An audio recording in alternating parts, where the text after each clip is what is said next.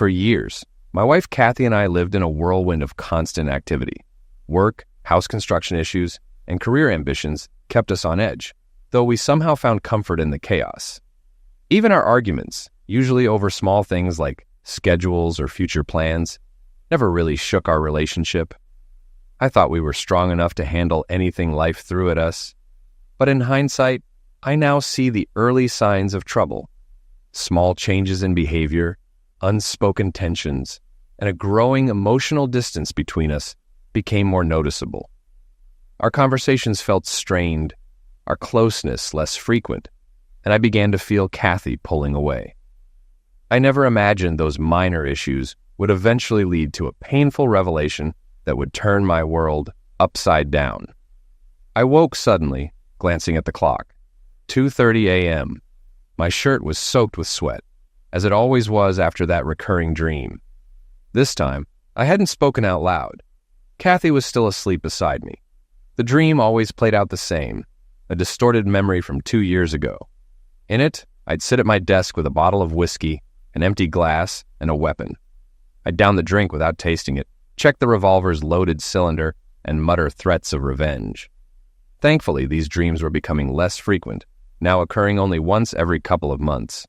Despite how vivid they felt, the dream had little to do with what actually happened. Yes, there was a bottle of scotch, but I was passed out on the sofa, and there was no weapon involved. To understand how things got to this point, I need to go back several years. 2002 was a tough year. It began with Kathy and me arguing with city inspectors over the design of our new house. After several permit rejections, we finally got approval in August, but dealing with our contractor was another battle. Meanwhile, we were both busy with our careers. I was working at Independent Investigations Corporation, a company that investigates insurance fraud. I was 30 years old and the lead investigator, able to choose my cases and assign others. The job was lucrative, and by then I was starting to notice a few gray hairs creeping in. People called me confident, but I wasn't anything special. Just a guy with a crooked nose from an old college boxing match, standing at 6 feet 2 inches and 185 pounds. Kathy, at 29, was the most attractive woman I knew. With her long, dark brown hair and striking blue-green eyes, she was slim and athletic, managing the accounting department at DCNH. Her company was doing well, and she'd been receiving nice bonuses. But early in 2002, there was a shake-up at her office when the Indianapolis manager was replaced by Greg Bartlett. That's when things started to change. Greg was about 5 feet 5 inches, overweight, and mostly bald, with just a ring of hair around his head. Kathy thought he was a good manager, and when I met him, I found him likable enough. Around the same time Greg came to Indianapolis, DCNH brought in a vice president, Jack Hansen from New York. Jack was about 45 in good shape, and seemed like the type who had a wandering eye. He struck me as the kind of guy who didn't let marriage stop him from pursuing women. Kathy, however, thought highly of him, and constantly talked about his great ideas for boosting business.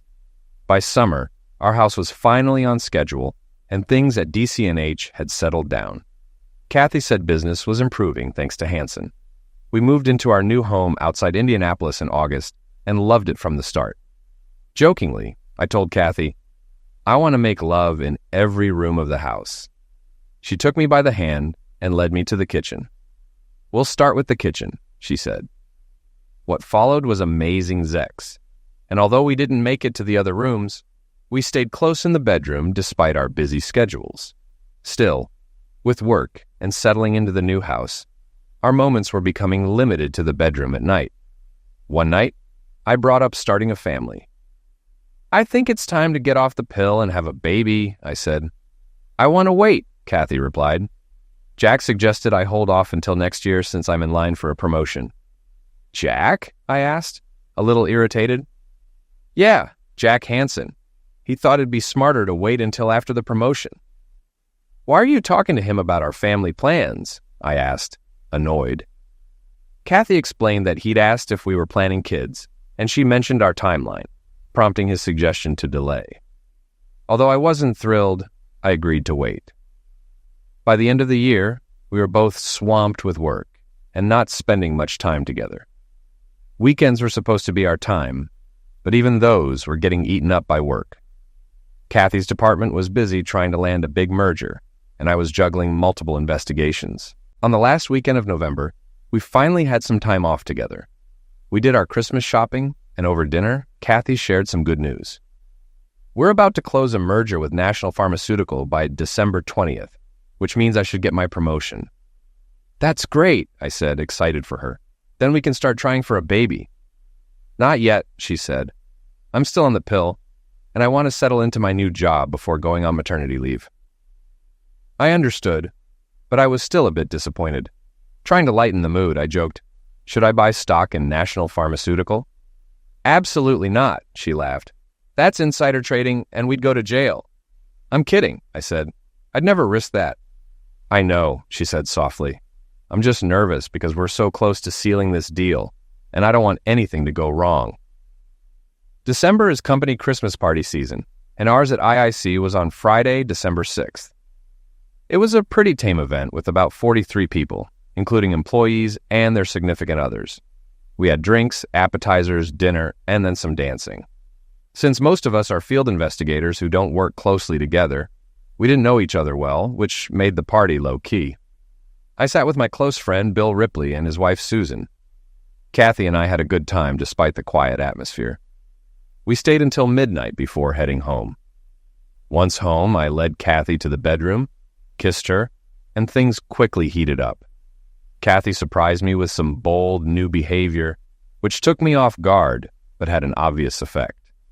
Afterward, she headed to the bathroom, teasing me about continuing our escapades in other rooms of the house. The next day, things shifted. I worked half the day, and when I got home, Kathy was staring out the window, lost in thought. She seemed upset and didn't respond to me at first. I decided to give her space and waited until after dinner to ask what was wrong. During dinner, Kathy cooked, and I cleaned up as per our usual arrangement. Once I finished, I sat with her in the family room and asked, Kathy, what's bothering you? Can I help? She finally opened up, saying there were problems with the National Pharmaceutical deal. The president, Mr. Benson, was making unreasonable demands, and if they didn't comply, the deal could fall through. Kathy was afraid this failure might cost her her job. I tried to reassure her, but she was adamant that if things went south, it would be on her. However, she couldn't share any more details because of confidentiality issues. She ended the conversation firmly, saying she had to handle it on her own. The next day, Kathy seemed even more distant. She barely spoke, and by Monday morning, she left for work early, claiming she had important meetings. After she left, I took out the trash, but when I emptied the wastebasket from our bathroom, something fell out and disappeared. After searching for it briefly, I gave up, finished taking out the trash, and moved on with my day. When I came back inside, I took another quick look around the kitchen for whatever had fallen from the wastebasket, but didn't find anything. I showered and got ready for work. By Monday evening, Kathy's mood hadn't improved, so I gently asked, "Are things better at work?" "I can't talk about it," she said, clearly stressed, "but I'll get through it." On Wednesday, Kathy seemed better. She greeted me with a kiss and said she loved me, something she hadn't done since Friday. Though she wasn't fully back to normal, the distant look was gone. "Can you tell me what's going on now?" I asked cautiously. "I'm not supposed to talk about it," she said, "but we've found a way to make Mr. Benson happy. Jack thinks it'll be okay now." Her tone was more relieved, though still tense. She didn't smile, so I knew she was still stressed, but I hoped things would settle soon. It bothered me that Kathy called Hanson Jack, while still referring to Greg Bartlett as Mr. Bartlett. I didn't understand the inconsistency. That night in bed, Kathy wanted me to hold her, but didn't want to make love. I could feel the strain her work was putting on us. After she fell asleep, I tossed and turned for 20 minutes, then went to the kitchen for a drink. While there, I noticed Kathy's briefcase on the chair. For the first time, I decided to look inside. It wasn't locked, so I opened it, but most of the papers didn't tell me anything. Then I found her day planner. Kathy had several meetings scheduled with Bartlett and Hanson, including one with Mr. Benson. I was confused about why she, in accounting, was meeting with a customer. Her planner also noted a strange numbering from December 6th to December 20th, with the 20th circled. I wasn't sure if it had to do with their Christmas party or the contract signing with Mr. Benson, but I knew the 20th was important. I put the planner back and returned the briefcase to its place. Over the next few days, Kathy's mood improved, but she remained distant. Using my skills as an investigator, I pieced together that December 20th was crucial. If Mr. Benson was going to sign the contract with DCNH, it would likely happen that day. On Friday, December 13th, I closed one of my 3 cases and was close to finishing another. That night, I met up with Bill Ripley for a beer to celebrate. After a couple of drinks, I mentioned the mystery in Kathy's day planner without revealing it was hers. I explained the numbered days leading up to the 20th, which was circled and underlined. Bill couldn't help but suggested I ask Mary Farrell, one of our female investigators, for a different perspective. He was right. I needed a woman's insight. We dropped the topic, and later Bill joked that if I ever started my own agency, he'd want in. We laughed about it, and I told him he'd be the first person I'd call if it ever happened. That weekend was frustrating. Although Kathy was affectionate, we still didn't have sex, which was starting to bother me. Not just because of the lack of closeness, but because I didn't understand why. Monday morning, I told her I'd likely be working late all week to close my cases. "You can't work late Friday," she said. "You need to be home by 7 to get ready for the party." I agreed, though by midweek, I was growing frustrated and even a little angry. I closed my second case on Tuesday, and we went out to dinner to celebrate. But afterward, Kathy said she wasn't feeling well.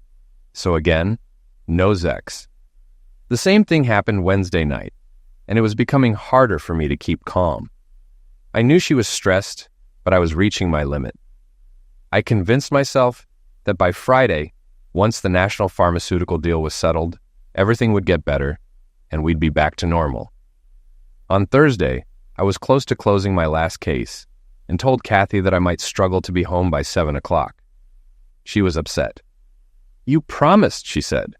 "I know, and I'm sorry, but I'm so close to closing this," I explained, trying to calm her. I suggested she go to the party without me if I was late, and I'd meet her there by 9 o'clock. She reluctantly agreed, but didn't want to go alone. On Friday morning, I got a break in my case. I had been working to recover stolen jewelry, insured for over $1 million. The thief had offered to sell the jewelry back for $250,000, which would save the insurance company $750,000. I had finally gained the trust of the thief and set up a meeting to handle the exchange. After setting up the meeting, I went to the insurance office to get the money for the exchange. The paperwork for such a large amount takes time, but I had already identified the thief and followed him to a coffee shop on Friday morning. I called him to arrange the afternoon exchange, then tailed him to an old garage. He opened the trunk of a car, but left without taking anything, and after checking his surroundings, he left. Once he was gone, I broke the padlock with a tire iron, opened the trunk, and found the stolen jewelry inside a canvas bag. I left a note saying, "Better luck next time," locked the garage, and returned to my office. I called the insurance company to arrange for someone to pick up the jewels. It felt great knowing I prevented the thief from profiting, saved the insurance company a lot of money, and helped return the jewelry to the owners. Afterward, I saw Mary Farrell, one of our investigators, and invited her to lunch, hoping to get her perspective on the notations in Kathy's day planner. Over pastrami sandwiches, I explained the numbered days leading up to the 20th. Mary thought for a moment, then smiled and said the numbers likely tracked Kathy's menstrual cycle, with the 20th being her most fertile day. I was stunned. The idea had never crossed my mind. Kathy wasn't supposed to stop birth control until February, so why would she track her cycle now? Could she be doing it for someone else? The thought left me uneasy. I knew from experience not to jump to conclusions without all the facts, so I told myself to be patient. By 5 p.m., I wrapped up my work, feeling good about closing 3 cases. and getting some insight into Kathy's planner. I headed home, planning to take Kathy to her party that evening and hoping it would ease some of her stress. I got home by 5:30 p.m., parking in the driveway, knowing we'd be leaving soon. I walked down to get the mail and headed toward the front door. I hadn't checked the garage, so I didn't know if Kathy was home. As I was about to unlock the door, I noticed the hall light on. Looking through the small window, I saw Kathy coming down the stairs, completely unclothed, holding a towel and a can of shaving cream. I stepped back from the window, not wanting to scare her. She walked into the living room and stood near a chair, looking like she'd forgotten why she was there. I couldn't take my eyes off her. She looked stunning, but I realized I had to move before she noticed me. I decided to go through the garage so she'd hear me coming. I reluctantly pulled myself away, got in my car, and opened the garage door. After parking and letting the door close, I walked into the house and called out, "Kathy, I'm home." I thought I heard a door close upstairs. When I reached our bedroom, I called again. Kathy responded, "You're home early." "I'm getting ready in the bathroom." "Why don't you use the guest bathroom?" she suggested. Suspicious, I ignored her and opened the door. Kathy was sitting on the bathtub, trying to cover herself as she prepared to shave. "It was supposed to be a surprise," she said, forcing a smile. "For who?" I asked sharply. "For you," she quickly replied. "I thought it would surprise you after the party." I pressed her, saying, "I never mentioned wanting you to shave. Where'd you get that idea?" Kathy stammered, saying she thought it would be something different, that many women were doing it, and she thought I might like it. "We should have talked about it first," I said, irritated. She softly replied, "It's my body, and if I want to shave, I can. If we don't like it, it'll grow back." Though she had a point, I wasn't ready to let it go. "Don't shave it now," I said firmly. "We'll discuss it later, and if you really want to, you can do it tomorrow." Kathy's expression wasn't just angry. It was also fearful, which confused me. I understood her frustration, but couldn't figure out the fear. "I'm ready to do it now, so why should I wait?" she said defiantly. "Because your husband is asking you to wait," I replied, meeting her gaze. "I don't like bald kitties. Why does this need to happen now?" "It's my hair, and I'll shave it if I want to," she shot back, her frustration growing. "Go ahead then, but if you do, you're going to the party alone," I said coldly. Kathy was shocked. "What? Why are you being so unfair? It's just something I want to do." "I don't think you're being honest about why you want to shave," I said firmly. "You know I like your hair, so you weren't thinking of me. If you can't tell me the truth, we won't talk about it anymore. Shave it and go alone, or leave it, and we'll go together. It's your choice." Kathy gave me a sullen look, put the razor down, and got in the shower. Afterward, I showered too, then lounged in my bathrobe while she got ready in silence. I could tell she was angry, and I didn't want to provoke her further, so I watched her quietly. As she dressed, slipping into black thigh-high stockings and a cocktail dress, I couldn't help but notice how sexy she looked. But I wondered if she was dressing for me, or for someone else. At 7:30, I asked if she was ready to go. "Yes," she replied coldly. "You look really hot," I said, trying to lighten the mood. "You're going to melt someone's heart tonight." "Yours, I hope," she said, over her shoulder as she walked out, leaving me wondering if she meant to melt my heart or break it. During the drive, we were silent for the first 15 minutes before Kathy apologized. "I'm sorry about the shaving thing. I was just nervous about tonight and snapped." "No problem," I said. "Let's focus on having fun tonight." The party was at the company's offices. Shortly after we arrived, Hanson came over, pulled Kathy aside, and started talking to her. I watched closely, trying to read their interaction. It seemed tense at first, but then Hanson smiled, and Kathy reluctantly nodded. When she returned, I asked, "What did he want?" "The national pharmaceutical deal is closing tonight. I have a meeting at 10 o'clock with Jack and Mr. Bartlett. If it goes well, we'll get the contract." "So, you'll get your promotion?" I asked, trying to sound enthusiastic. "Yes, if everything works out," she said, but without much excitement. Kathy didn't seem as happy as she should have been. I tried testing her mood further. Then we can start trying for a baby? Yes, we can start our family, she replied flatly. I wanted to shake her and ask, what's going on? I was beginning to sense something deeper, and I knew I had to figure out how to handle it. As we entered the party, Kathy slipped her arm through mine and leaned in close. The room was nicely decorated, with tables around the edges, a band playing, a dance floor, and a buffet with an open bar. I scanned the room, recognizing most of the faces. It didn't take long to spot him. A man by the bar, around 35, 6 feet tall, fit, in a dark blue Armani suit. I pointed him out to Kathy. Who's that guy by the bar? I asked. I don't know, she replied, too casually, her body language stiff. I could tell she wasn't being truthful. Let's go get a drink, I suggested. I need to say hi to my coworkers. Why don't you get us drinks? She said, avoiding eye contact. I went to the bar, ordered her a red wine, and got myself a beer. Then I turned to the man in the suit. Mr. Benson, how are you tonight? I asked. He looked surprised. How do you know me? It's my job, I said. I need to take this wine to my wife, but I'd like to talk to you afterward. He seemed uneasy, but agreed. I handed Kathy her drink and told her I'd be back after circulating the room. She looked worried, but didn't stop me. Once she wasn't watching, I returned to Benson. I work in security for DCNH, I lied. Just making sure everything goes smoothly.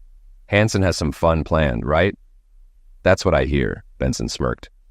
Just waiting for things to kick off. Around 10 o'clock, I asked, watching his reaction. You seem to know a lot, he said, growing nervous. Like I said, it's my job. I take it you like brunettes?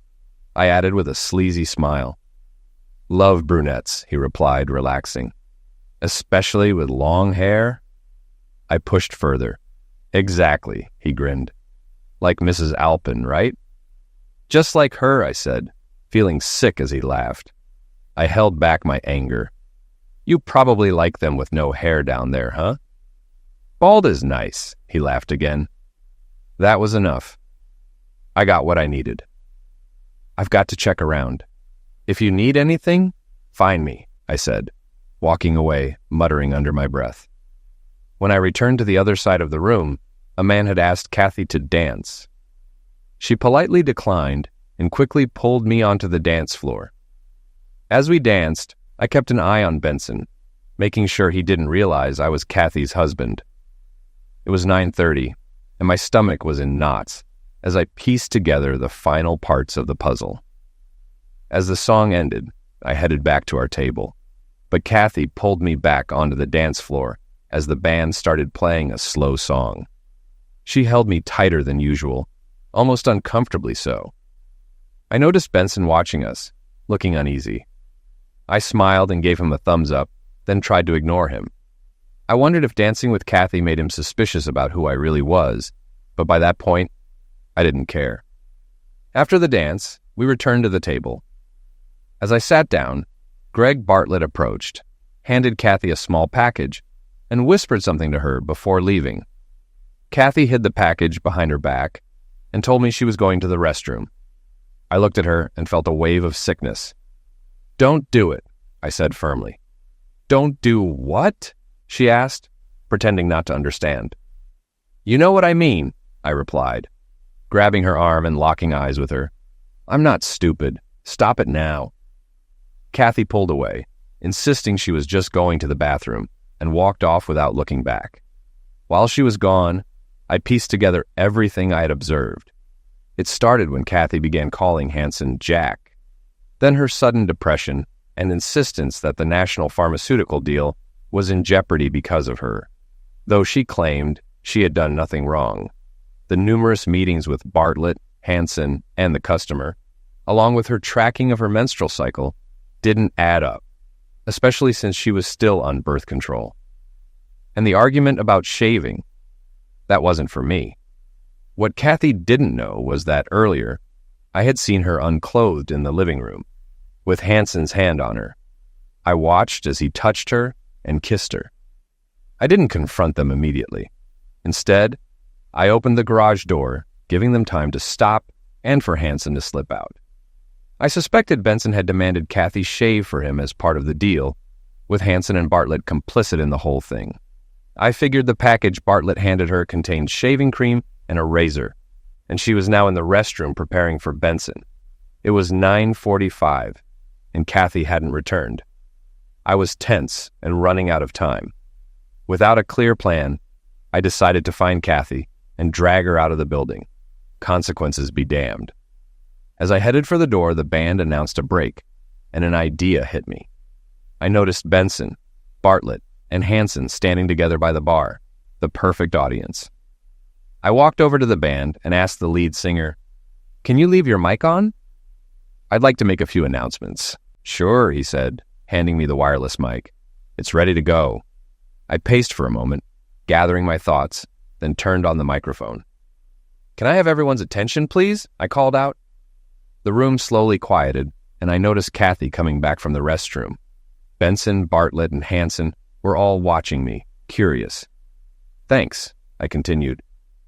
"I just wanted to take a moment on this special occasion to share some news about me and my wonderful wife, Kathy."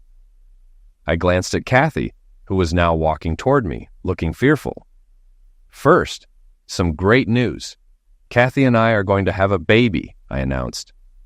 The crowd applauded, and Kathy covered her face, probably appearing embarrassed to those who didn't know the truth.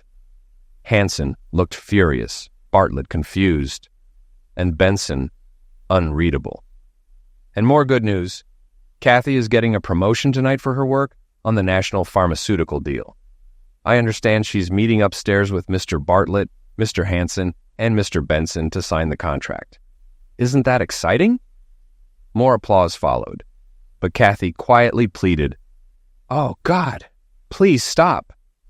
She sat down on the floor, visibly shaken. I pressed on, saying, "When I got home tonight, I found my wife in the bathroom getting ready to shave. And I don't mean her legs." There was awkward laughter, but the room was mostly silent now. Kathy was lying on the floor, crying, and people were watching in shock. Benson was gone, but Hansen's face was red with rage, and Bartlett was approaching me, clearly wanting to stop me. I continued. Kathy was shaving because she was supposed to be a gift for Mr. Benson tonight. He wanted her hairless. The crowd was stunned. Bartlett reached for the microphone, but I pulled it away, warning him, "Try that again, and I'll knock you out." I turned the mic back on. "One last thing for Bartlett and Hansen. I'll be suing this company for what you did to my marriage.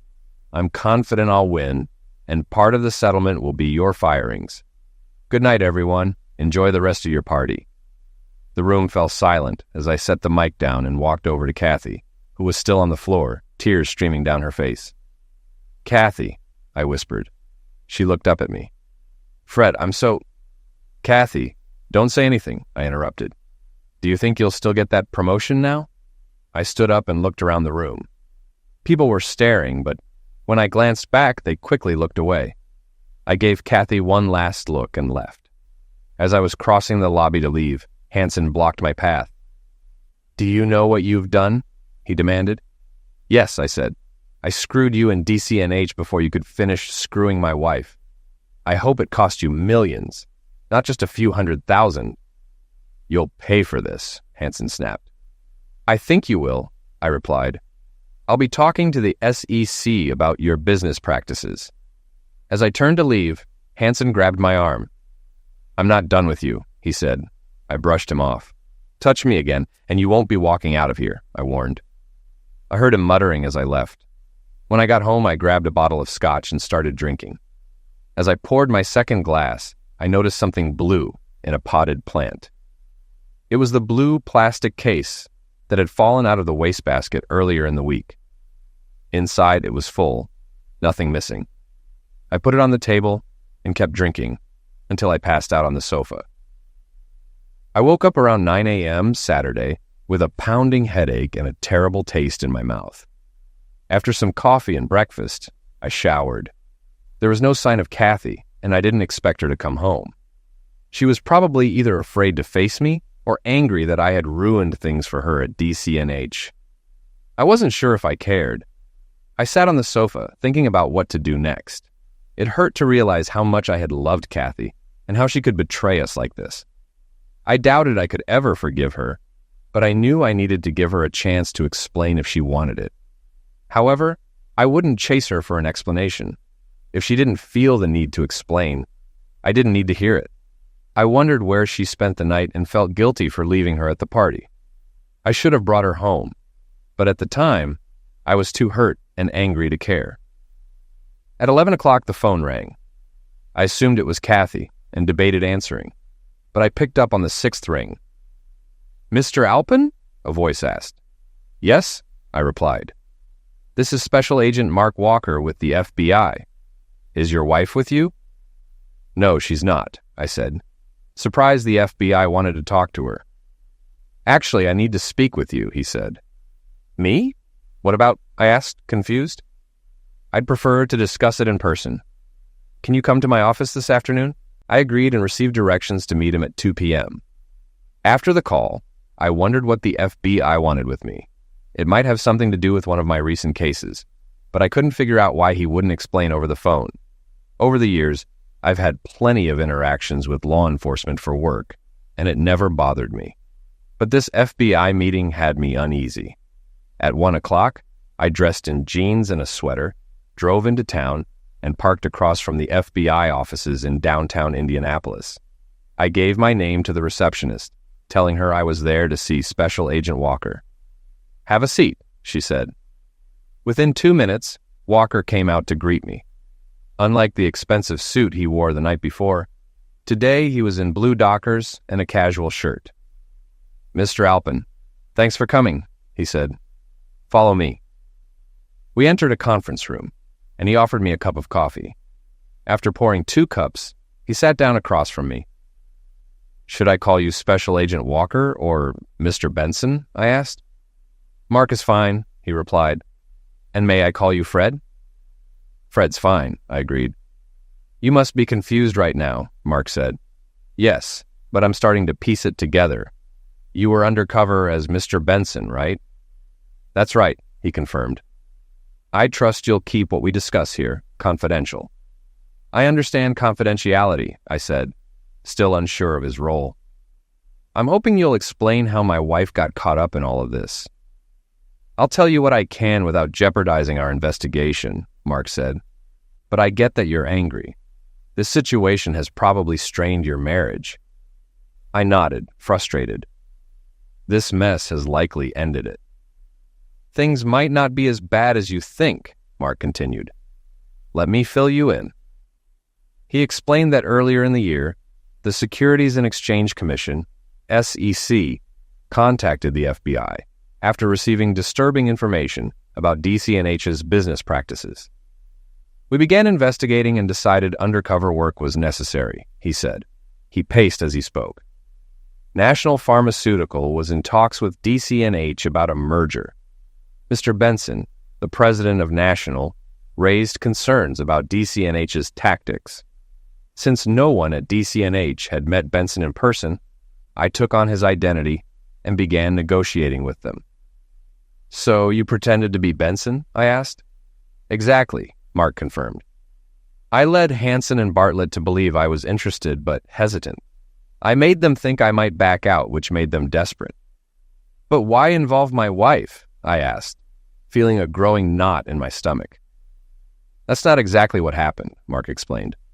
"When I first met with Bartlett and Hansen at DCNH, I was introduced to your wife.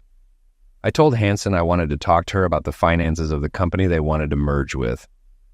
"Why?" I asked, bracing myself. "Because your wife was the whistleblower. She contacted the SEC with concerns about DCNH's unethical practices." I was stunned. "Kathy blew the whistle?" "Yes, but she didn't know I was FBI," Mark said. "Her information implicated not just Bartlett and Hansen, but higher-ups, including the company's president. I couldn't fully trust her, though." "So, she didn't know you were playing Benson?" I asked, trying to make sense of it. "Was she actually going to sleep with you at the party?" "I don't think so," Mark replied, shaking his head. "But I can't be sure." When I hinted at backing out of the deal, Hansen asked what it would take to seal the contract. That's when he made the suggestion. My fists clenched. He offered my wife? Mark nodded. He said, I noticed you think Kathy Alpin is pretty attractive. How'd you like to get in on that? I was shocked. I expected him to offer a bribe, but instead, he offered your wife. I played along to see how far they'd go. I told him I might be interested, but didn't commit. That son of a witch, I muttered, anger rising. Exactly, Mark said. The more Hansen talked, the more excited he got. I felt like he wanted me to accept for reasons beyond closing the deal. He even suggested I meet your wife at the company Christmas party. I started to feel nauseous. So, were you going to go through with it?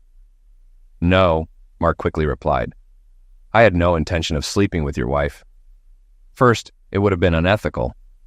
Second, I suspected there'd be cameras and mics in the room. This wasn't just a sexual favor to get me to sign. They planned to use it to blackmail me. How are you planning to get out of it? I asked, genuinely curious. I was going to back out at the last second, Mark explained. I'd say the timing wasn't right and suggest Mrs. Alpin meet me in my hotel room later.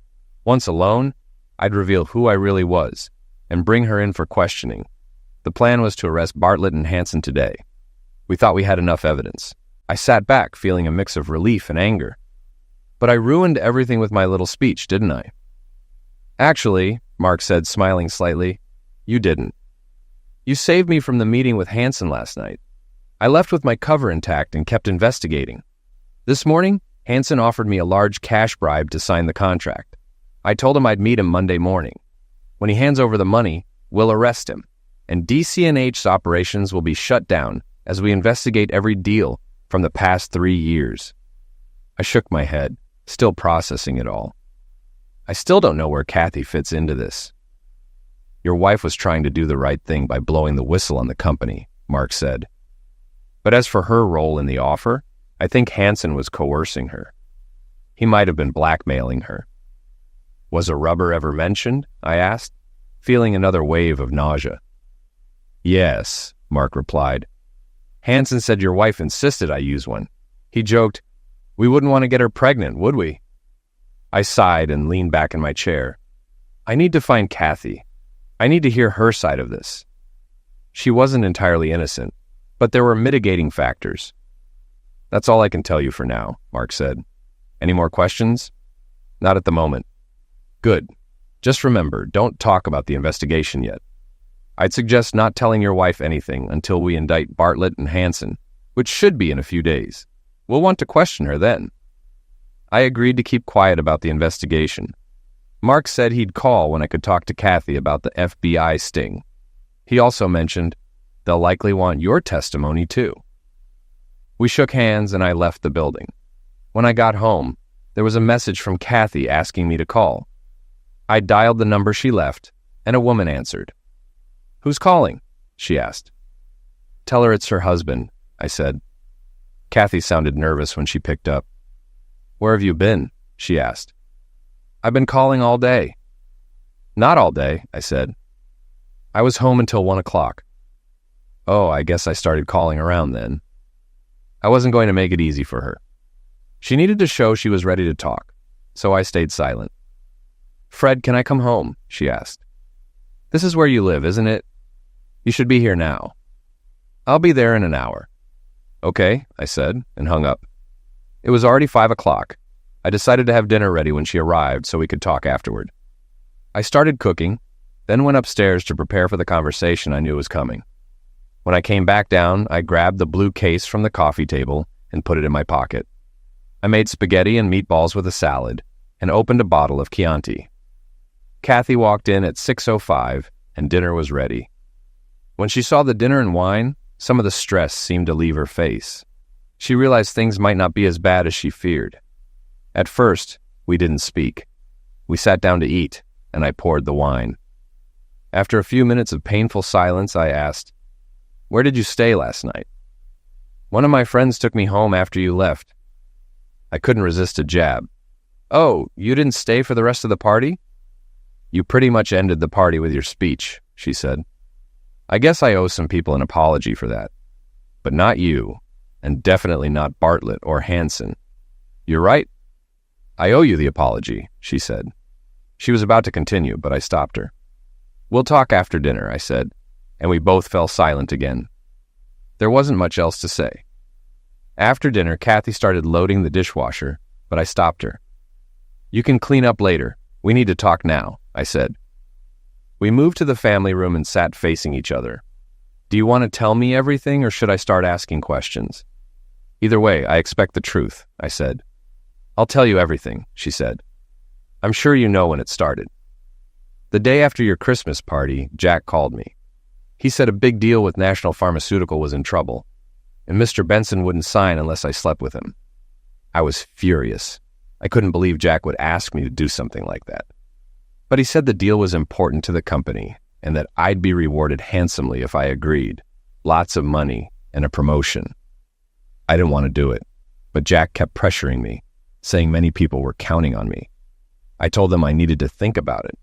I was so stressed and confused that I couldn't think straight. When you came home, I knew I couldn't go through with it. Jack and Mr. Bartlett kept after me all day Monday, trying to get me to agree.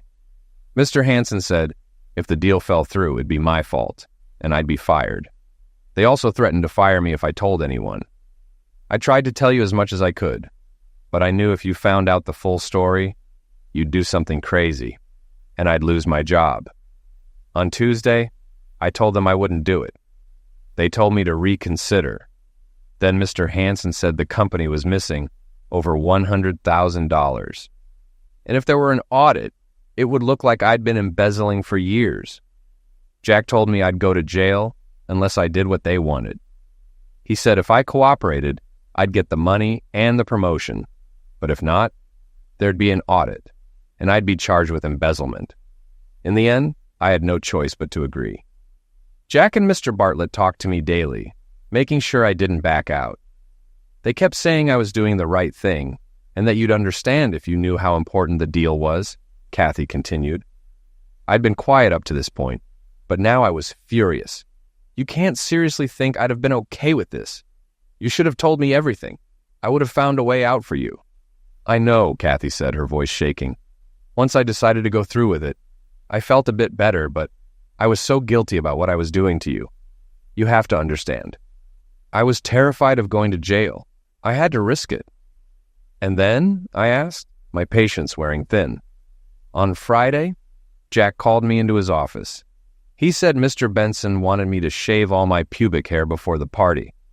I told him I couldn't do that, but he said it would be a deal breaker if I didn't. Mr. Benson would back out of the deal. Jack told me to shave before the party and not let you notice until later. If you got mad, I was just supposed to say sorry and that I'd let it grow back. The problem was, you came home earlier than expected and caught me getting ready to shave. So, was I right? Did you end up shaving in the ladies' room at the party? I asked, narrowing my eyes. Kathy looked down at her hands. Yes, she whispered. Mr. Bartlett sent someone to the store for a razor and shaving cream, and I shaved in the ladies' room. When I came back to the party, I saw you with the microphone, trying to get everyone's attention. I was terrified. I had no idea what you were going to do, and I didn't know how to stop you. When you said I was pregnant, I couldn't believe it. I didn't say you were pregnant, I corrected her. I said we were going to have a baby. You weren't pregnant yet, but that was our plan, wasn't it? Well, yes, she stammered. But what? I demanded. Are we, or aren't we going to start a family? Yes, we are, she said softly. I'll stop taking my birth control pills tomorrow, and then we can start. One more question, I said, holding back a flood of emotions. Did you tell Benson he had to use a rubber? Jack said he'd make sure Benson used one, she replied. I'm glad he did because I wasn't thinking straight with all the stress. Anyway, your speech basically ended my career at DCNH and probably eliminated the deal with National Pharmaceutical, she added bitterly. So let me get this straight. Bartlett and Hansen blackmailed you into agreeing to sleep with Benson to close a deal. They also insisted you fulfill his demand to shave, and I ruined everything by catching you in the act. Then, even after I told you not to do it, You shaved anyway. And in the end, the only reason you didn't sleep with Benson was because I ruined it with my speech. Does that about sum it up? Yes, she whispered. But I don't blame you. I understand why you did it. Oh, good, I said sarcastically. So, you forgive me for trying to stop my wife from sleeping with another man? That's not what I meant, Kathy said quickly. I know you had every right to react the way you did, and I have no right to be upset. I'm upset with myself. I should have told you everything from the start. Do you think you can ever forgive me? She asked, her voice breaking. That depends, I said, feeling the weight of everything. Is that everything? Have you told me everything I need to know? Yes, I've told you everything, she said, tears filling her eyes. I love you, and I can't stand the thought of losing you because of this mess I got into. Well, things don't look as bad as they did at first, I said, noticing a faint smile forming on her face. But I have a few more questions before we can move past this, okay? What questions? She asked, her voice hopeful. I reached into my pocket, pulled out the blue case, and tossed it on the coffee table. I found this in the trash last week, and it's full. You threw away all your birth control pills, but you didn't tell me, and you made me believe you were still taking them. Just 5 minutes ago, you said you'd stop taking them tomorrow. Can you explain that? Kathy looked like I'd slapped her. She opened and closed her mouth several times before finally speaking, but I knew she was lying. You're right. I stopped taking my pills, she admitted. I was planning to surprise you by getting pregnant. I know how much you wanted to start a family, so I thought it would be a nice surprise. That would have only worked if we had been having sex, I said coldly. But the last time we did was the day before you stopped taking them.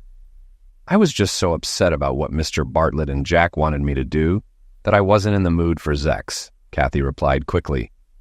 Were you aware that last night was the most fertile night of your cycle? I asked, catching her off guard.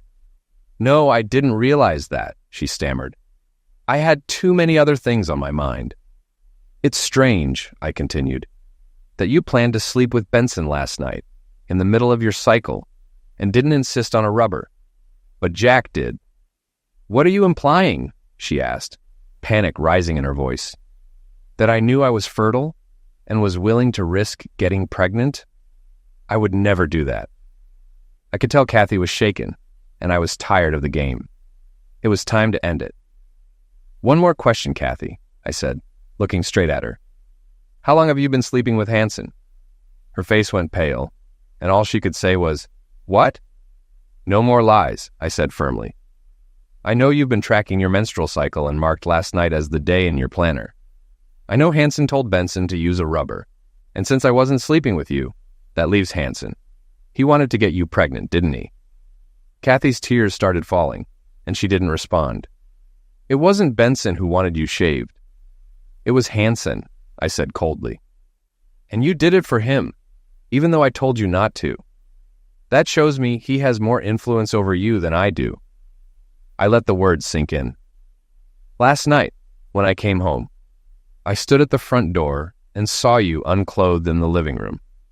I watched as Hanson ran his hands down your back and kissed your stomach, like a man kisses the belly of the woman carrying his baby, or about to carry it. Did you really think I was dumb enough to believe it was mine? Or were you planning to leave me all along? Kathy's sobs grew louder as I stood up and left the room.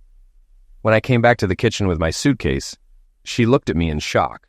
No! Please don't leave me, she cried, rushing toward me. I love you. I don't love Jack. He blackmailed me. I had no choice but to do what he asked. Why didn't you just keep taking your birth control pills and lie to Jack? I asked bitterly. You had no problem lying to me. I think I'd believe anything you told that rat over what you've told me lately. Oh, by the way, I added as I reached the door, last night when I was watching you with Hanson, I heard you say, I love you to him. So, where does that leave me? I don't love him. If I'm pregnant, I'll have infanticide. I love you. Please, you have to believe me, she begged. No, I don't, I said coldly.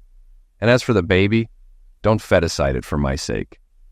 Kathy collapsed on the floor, sobbing uncontrollably. As I glanced back from the garage door, she looked just as she had the night before at the party, broken. I no longer felt any love for her, only disgust. I hated leaving the house we had worked so hard to build, but it didn't hold any fond memories. Fortunately, we hadn't been there long enough to make any. It's been over 2 years since I walked out on Kathy. After I left, I found a furnished apartment and tried to start over. That's when the nightmares began. I wasn't happy with my job anymore, so I quit and moved to California. After settling in, I started my own insurance investigation company. I called Bill Ripley and asked if he wanted to partner with me. 2 months later, he joined. When Bill arrived, he told me Mary Farrow, a mutual acquaintance, had heard we were starting our own business and asked if we had a job for her. Mary moved out here 14 months ago, and we started dating 2 months later. After 3 months, we moved in together. I was surprised at how quickly I could love again. I wasn't in a hurry to get married, but I liked having someone I cared about to share my life with. Through a few contacts, including Special Agent Mark Walker, I've kept tabs on people back in Indianapolis. It turns out Kathy blew the whistle on the company president and CEO, following Jack Hansen's instructions. Hansen hoped to get them fired for their shady deals, so he could take over as president of DCNH. Apparently, Kathy wasn't lying when she said she didn't love him. She was playing him, knowing he was in love with her. She figured if Hansen got what he wanted, she'd get whatever she wanted. Hansen and his wife didn't have kids, which he blamed on her. After I left, he tried for over a month to get Kathy pregnant. He wasn't successful with her either. He was sterile. His wife found out about the affair and divorced him. A month later, Hansen was sentenced to 5 years in federal prison for his actions at DCNH. Bartlett also got jail time. He's serving 2 years in a minimum security facility. Kathy was fired from DCNH. The company was reorganized and eventually bought out by a larger consulting firm. The last I heard, Kathy was teaching bookkeeping at a community college near Columbus, Ohio. I try not to think about her. The wounds are still too fresh to remember any good times we had.